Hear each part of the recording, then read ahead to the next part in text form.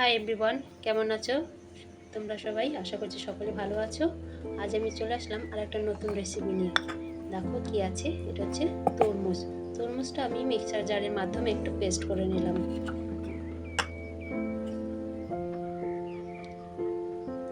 তারপরে একটা ছোট বাটির মধ্যে রেখে দিয়ে, আর এখানে দেখো আমার কী কী লাগছে: শুকনো লঙ্কা, গোলমরিচ, লবঙ্গ একটা, দারচিনি আর এলাচ।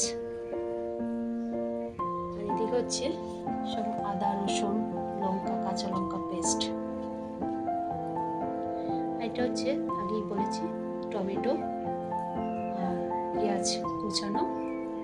এবার প্যান আমার গরম হয়ে গেছে। এবার কিছু পরিমাণে তেল প্যানের মধ্যে দেব। তারপরে দিয়ে দিলাম কিছুটা বাটার।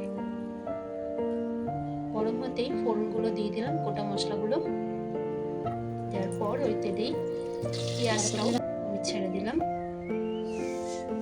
তারপর কিছুক্ষণ নাড়াচাড়া করলাম, একটু পেঁয়াজটা ব্রাউনি কালারটা আসবে, একটু ওয়েট করবো।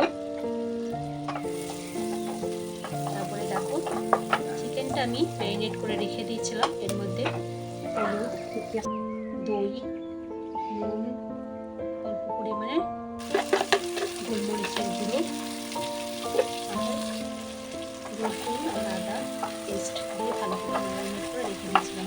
এখন এটা দিলাম যে মশলা আমি পেস্ট করেছি, আদা রসুনের পেস্ট, কাঁচা লঙ্কা, এগুলো পেস্ট এটা ওর সাথে আমি অ্যাড করে দিলাম। দেওয়ার পর দিয়ে দিলাম টমেটো পেস্ট আর অল্প পরিমাণে নুন,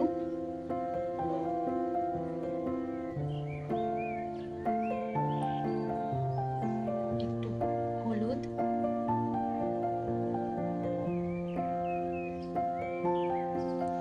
তারপর এর মধ্যে নাড়াচাড়া করলাম। মশলাটা যাতে মাংসটা গায়ে ভালো করে মাখিয়ে নিলাম।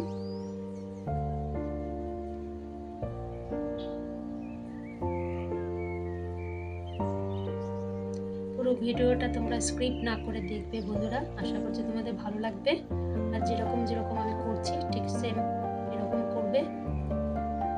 আর তোমাদের এই রান্নাটা করে খেয়ে তোমাদের কেমন লাগবে আমাকে অবশ্যই একটু কমেন্ট করে জানিও। দিয়ে দিলাম অল্প পরিমাণে লঙ্কার গুঁড়ো, এটা কিন্তু কাশ্মীরি লঙ্কা, একটু কালারটা হওয়ার জন্য অ্যাড করে দিলাম। আবার কিছুক্ষণ একটু মশলাটা কষিয়ে নিলাম মাংসের মধ্যে। তারপরে এই হচ্ছে আমার মেইন ইনগ্রিডিয়েন্ট, এটা হচ্ছে কি বলতো, বুঝতে পারছো তোমরা কেউ? এটা হচ্ছে তরমুজ।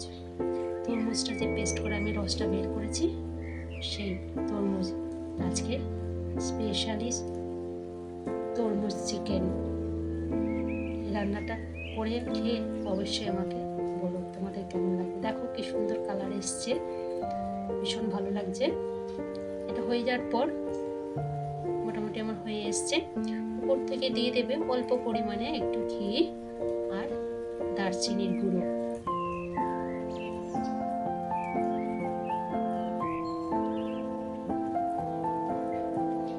তারপরে এবার তোমরা এটা গরম গরম সাদা রাইসের সাথে পরিবেশন করো।